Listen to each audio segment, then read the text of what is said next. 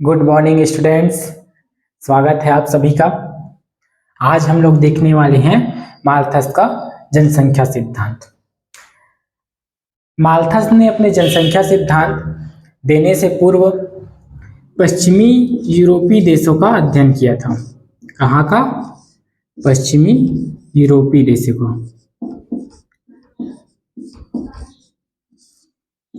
पश्चिमी यूरोपीय देशों का अध्ययन किया था। पश्चिमी यूरोपीय देश मतलब यूरोप जो महाद्वीप है उसके पश्चिमी भाग में जो देश हैं उन देशों का क्या किया? अध्ययन किया। पश्चिमी यूरोपीय देशों का अध्ययन करने के बाद उन्होंने सन 1798 में अपना एक बुक पब्लिश किया। उस बुक का नाम है, वेरी इंपॉर्टेंट बुक है, सभी लोग नोट करेंगे,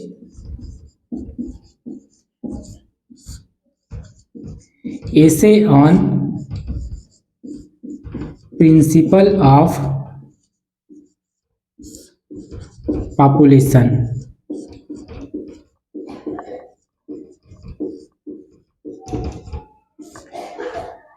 essay of principle of population नामक बुक पब्लिश किया है ना। कब किया? 1798 में है ना। सन 1798 में पश्चिमी यूरोपीय देशों का अध्ययन करने के बाद essay on principle of population नाम से एक बुक पब्लिश किया और इसी बुक में उन्होंने अपना जनसंख्या सिद्धांत दिया है। ठीक है, तो अब हम लोग देख लेते हैं जो जनसंख्या सिद्धांत है माल्थस का, उस सिद्धांत में हमको किस बारे में जानकारी देना चाह रहे हैं, किन किन बातों का व्याख्या किया गया है इस सिद्धांत के माध्यम से। किसी भी सिद्धांत, मॉडल, थ्योरी में आप जब अध्ययन करते हैं तो दो तीन बातें आपको विशेष रूप से ध्यान देना रहता है। वो रहता है पहला, एक सिद्धांत का नाम, ठीक है। दूसरे नंबर पे आता है कि किसने दिया और कब दिया, और जो वेरी इंपॉर्टेंट तीसरे नंबर पे आता है आखिर जो सिद्धांत, मॉडल, थ्योरी दिया गया है वो किस बारे में दिया गया है, किस सब्जेक्ट से रिलेटेड है, क्या चीज हमको बताने का प्रयास किया जा रहा है मॉडल और थ्योरी के द्वारा। ये तीन बातें आपको जाननी अति आवश्यक होती है किसी भी मॉडल्स और थ्योरी के बारे में। तो आइए हम लोग देखते हैं माल्थस ने अपने जनसंख्या सिद्धांत में क्या कहा है। तो जो माल्थस का जनसंख्या सिद्धांत है उसमें उन्होंने जनसंख्या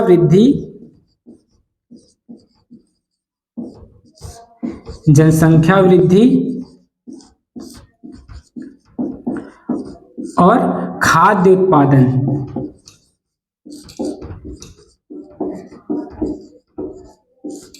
जनसंख्या वृद्धि और खाद्य उत्पादन के बीच संबंध स्थापित करने का प्रयास किया गया है या संबंध बताने का प्रयास किया गया है माल्थस महोदय के अनुसार इसके सिद्धांत में। किसके बीच? जनसंख्या वृद्धि, जो बढ़ती हुई जनसंख्या है, और खाद्य उत्पादन है। इन दोनों के बीच में हमको क्या कर रहा है? संबंध बताने का प्रयास कर रहे हैं। तो आइए देखते हैं हम लोग अपने सिद्धांत में क्या क्या कहा है माल्थस ने।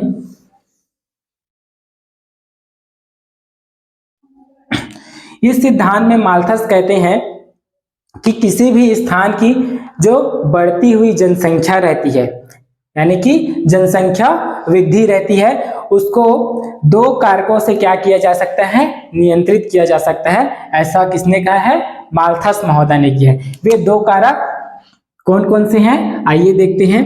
जो जनसंख्या वृद्धि है उसको नियंत्रण के दो कारक बताए हुए हैं इस सिद्धांत में।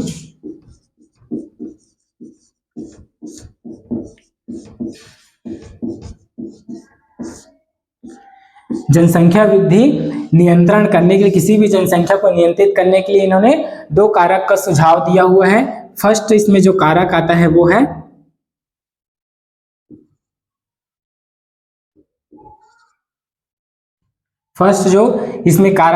है सकारात्मक कारक। क्या कारक? सकारात्मक कारक। और जो दूसरा कारक आता है इसमें वो है कृत्रिमकारी कारक, या इसी को समाधानकारी भी बोलते हैं। क्या बोलते हैं? समाधानकारी। कृत्रिमकारी या समाधानकारी कारक। तो अब लोग समझ लेते हैं ये जो सकारात्मक कारक है ये क्या है। सकारात्मक कारक वे कारक होते हैं जो मृत्यु दर को क्या करते हैं, बढ़ा देते हैं, है ना। सकारात्मक कारक वे कारक हैं जो क्या करते हैं, मृत्यु दर को बढ़ा देते हैं। मृत्यु दर को बढ़ा देते हैं मतलब कैसे मृत्यु दर बढ़ेगा,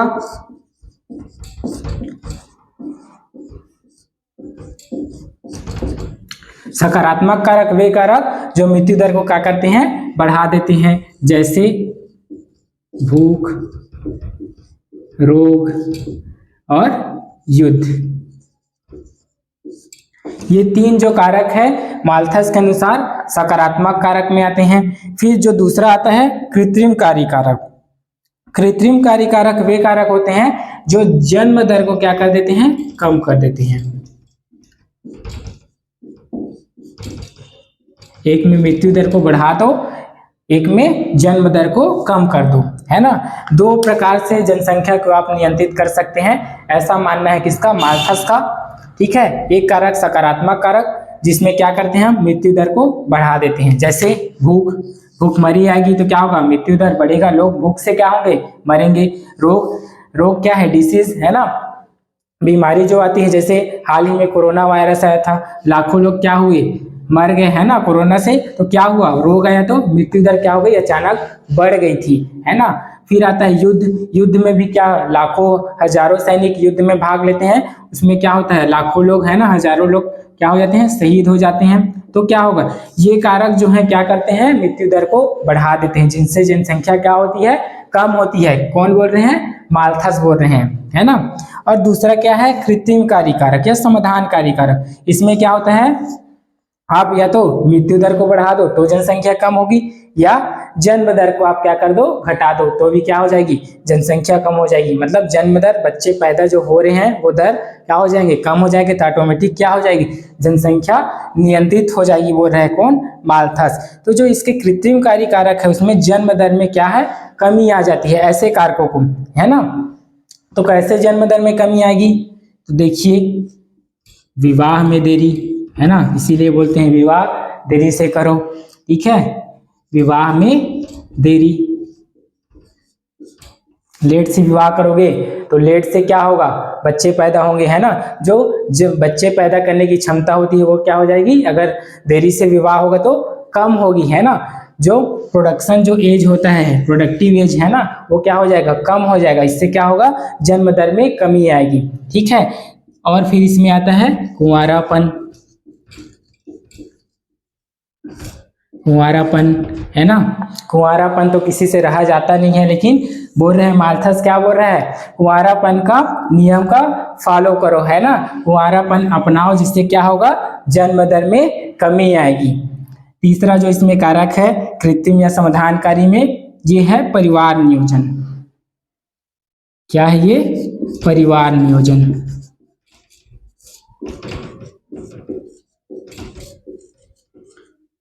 ये जो तीन कारक है किसमें आएंगे, कृत्रिम या समाधानकारी कारक में आएंगे। तो समझ आ गया, किसी भी जनसंख्या को नियंत्रित करने के दो कारक, एक है सकारात्मक और एक है कृत्रिमकारी या समाधानकारी। सकारात्मक में मृत्यु दर को वे कारक आते हैं जो मृत्यु दर को बढ़ा देते हैं, जैसे भूख, रोग और युद्ध।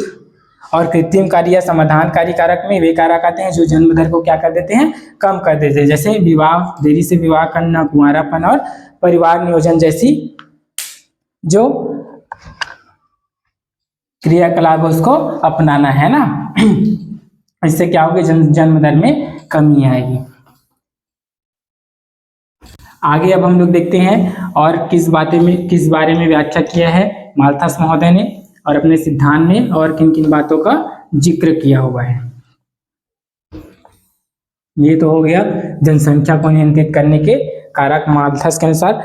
आगे माल्थस महोदय कहते हैं कि जो किसी भी स्थान की जनसंख्या होती है ना, किसी भी स्थान की जनसंख्या होती है वो गुणोत्तर श्रेणी में बढ़ती है, और खाद्य उत्पादन क्या होती है, अंक गणितीय श्रेणी में बढ़ती है। आइए देखते हैं क्या कहना चाह रहे हैं। जनसंख्या वृद्धि क्या होगी,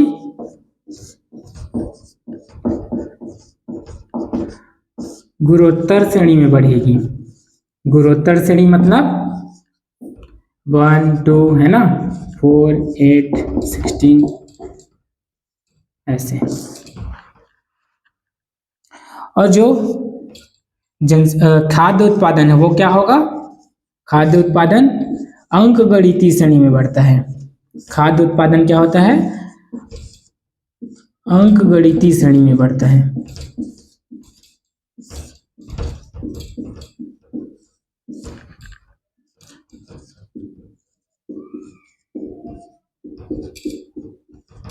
ऐसे।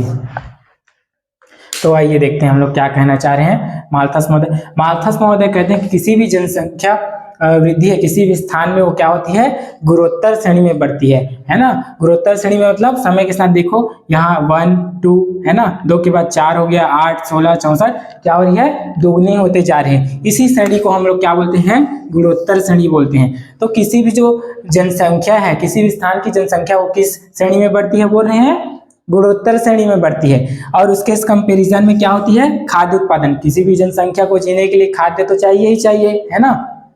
तो क्या बोल रहा है, खाद्य उत्पादन क्या होता है, अंकगणितीय श्रेणी में बढ़ता है। मतलब 1 से 2 होगा, 2 से 3 4 5 ऐसे धीरे धीरे अंकगणितीय एक एक करके क्या हो रहा है, बढ़ रहा है। इसी को अंकगणितीय श्रेणी, है ना।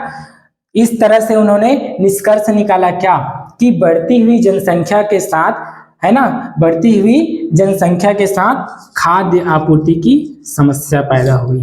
क्या होगी, खाद्य आपूर्ति की समस्या पैदा होगी।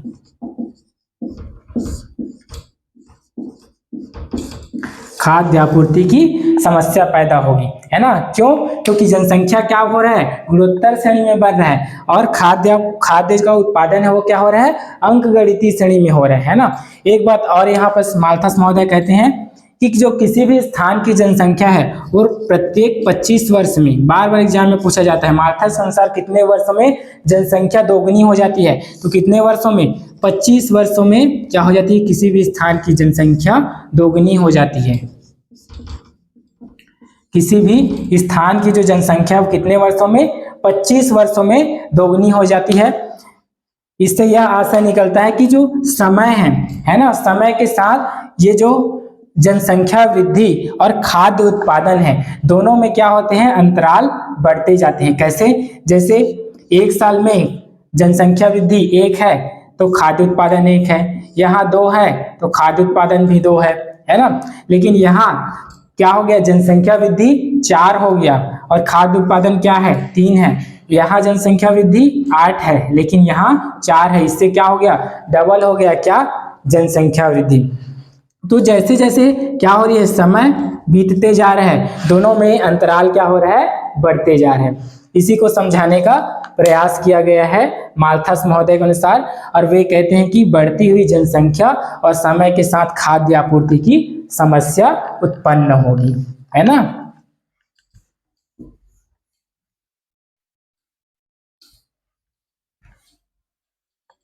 ये है माल्थस का सिद्धांत। आगे हम लोग देखेंगे अब माल्थस ने जो अपने सिद्धांत में, जो माल्थस ने अपना सिद्धांत दिया हुआ है उसमें हम लोग कमियां निकालेंगे, उसकी क्या करेंगे, आलोचना करेंगे, बुराई करेंगे। माल्थस महोदय का बुराई करने का मौका मिला है, सभी लोग बुराई करेंगे एक साथ, है ना। तो क्या करेंगे, अब हम लोग आलोचना देखेंगे, किसकी, माल्थस की, सिद्धांत की। माल्थस की नहीं, माल्थस द्वारा दिए गए जनसंख्या सिद्धांत की हम लोग क्या करेंगे, उसमें कमियां निकालेंगे कि क्या क्या कमी रह गई, है ना। तो आइए सबसे पहले हम लोग देखते हैं पहला आलोचना। पहले नंबर पर आलोचना आता है वह यह है, माल्थस ने जो मनुष्यों में यौन इच्छाएं होती हैं, है ना, क्या, यौन इच्छाएं,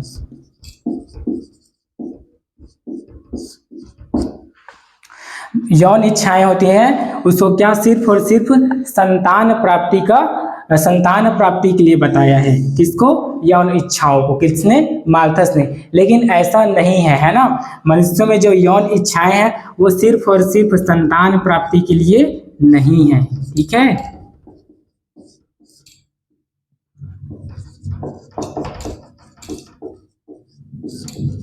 मनुष्यों में यौन इच्छाएं सिर्फ संतान प्राप्ति के लिए नहीं है, बल्कि क्या है, आनंद और सुख के लिए भी है ना, आनंद और सुख के लिए भी है, सभी को पता होगा, है ना, आनंद और सुख के लिए भी है क्या, यौन इच्छाएं। सिर्फ और सिर्फ इसका क्या है, संतान प्राप्ति करना लक्ष्य नहीं है, बल्कि आनंद और सुख की प्राप्ति करना भी इसका मतलब होता है ना। तो ये है क्या, पहली आलोचना। दूसरी जो आलोचना इसमें आती है वो है कि माल्थस महोदय ने अपने सिद्धांत में क्या कहा है कि प्रत्येक जो 25 वर्ष है उसमें जनसंख्या क्या हो जाती है, दोगुनी हो जाती है। प्रत्येक 25 वर्ष में जनसंख्या दोगुनी हो जाती है बोले अपने सिद्धांत में, लेकिन ऐसा नहीं है ना। हो सकता है किसी देश की जनसंख्या 50 वर्ष में दोगुनी हो, किसी देश की जनसंख्या 100 वर्ष में दोगुनी हो, किसी देश की जनसंख्या 200 वर्षों में भी दोगुनी हो सकती है। ऐसा कोई निश्चित नहीं है कि वो 25 वर्ष में ही दोगुनी होगी। हर स्थान के लिए जो 25 वर्ष में दोगुनी वाला बात किया गया है माल्थस के द्वारा, ये लागू नहीं होता है। ये भी इसके सिद्धांत की एक कमी है। ये दूसरी आलोचना है। इसमें जो तीसरी आलोचना आती है ना, तीसरी जो आलोचना आती है वो है प्राकृतिक आपदाओं। प्राकृतिक आपदाओं को उन्होंने क्या किया है, सीधे जनसंख्या वृद्धि से जोड़ दिया है।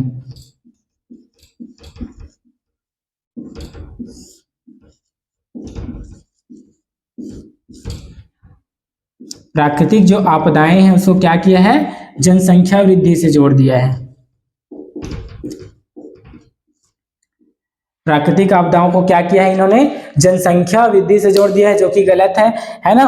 जनसंख्या वृद्धि से नहीं जोड़ सकते आप क्या, प्राकृतिक आपदाओं को। कैसे, प्राकृतिक आपदा कहीं भी आ सकती है, हमारे आसपास आ सकती है, कहीं भी किसी भी स्थान पे आ सकती है, मतलब उसको जनसंख्या से कोई लेना देना नहीं है ना। जहाँ जनसंख्या कम है वहां भी प्राकृतिक आपदा आ सकती है, जहाँ जनसंख्या अधिक है वहां भी क्या हो सकती है, प्राकृतिक आपदाएं आ सकती है। लेकिन माल्थस ने सिर्फ और सिर्फ क्या कहा है, जहां जनसंख्या वृद्धि अधिक होगी वहीं क्या होगी, प्राकृतिक आपदाएं आएंगी।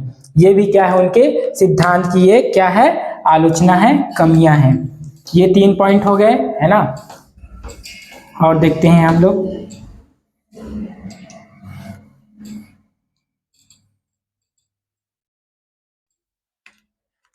चौथे नंबर पे देख लेते हैं हम लोग। माल्थस महोदय ने जो आधुनिकतम तकनीक्स वगैरह अभी है ना, परिवर्तनशील तकनीकों, परिवर्तनशील सामाजिक व्यवस्थाओं की क्या की है, उपेक्षा की है। नए नए तकनीक्स वगैरह आ गए हैं ना, इन तकनीकों की क्या की है, उपेक्षा की है। तकनीक जो है ना, नए तकनीक और परिवर्तनशील जो समाज है इसकी क्या की है, उन्होंने अपने सिद्धांत में उपेक्षा की है। इन बातों को स्थान उन्होंने अपने सिद्धांत में नहीं दिया हुआ है। ये है आपकी चौथी आलोचना, है ना।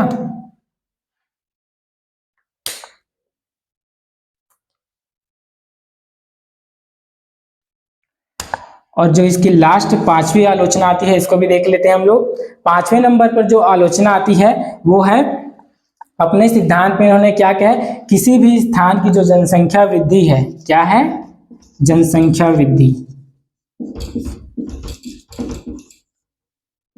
जनसंख्या वृद्धि है, उसको क्या बोला है इन्होंने, गुणोत्तर श्रेणी में। गुणोत्तर श्रेणी में क्या होती है, बढ़ती है। ऐसा उन्होंने अपना क्या दिया है, कथन दिया हुआ। किसी भी स्थान की जो जनसंख्या है वो कैसे बढ़ती है, गुणोत्तर श्रेणी में बढ़ती है। मतलब 1, 2, 4, 8, 16, 64 है ना, आगे ये बढ़ते जाएगा, गुणोत्तर श्रेणी में बढ़ती है कहा गया है, जो कि इसके सिद्धांत की क्या है, कमी है ना। आज तक किसी भी स्थान की जनसंख्या को गुणोत्तर श्रेणी में बढ़ते हुए नहीं पाया गया है ना। किसी भी स्थान में विश्व में कहीं भी गुणोत्तर श्रेणी में जनसंख्या को बढ़ते हुए नहीं पाया गया है। ठीक है, ये इसकी महत्वपूर्ण आलोचनाएं हैं माल्थस के सिद्धांत की। इस तरह आपका कंप्लीट होता है माल्थस का जनसंख्या सिद्धांत।